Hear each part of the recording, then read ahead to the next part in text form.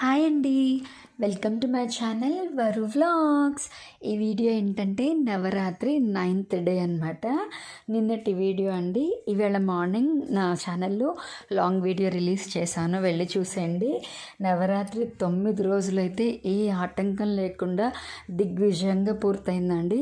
చాలా సంతోషంగా అనిపించింది. అమ్మవారి ఆశీస్సులు మనందరి మీద ఉండాలని కోరుకుంటున్నాను. మళ్ళీ అందరికీ నవరాత్రి శుభాకాంక్షలు.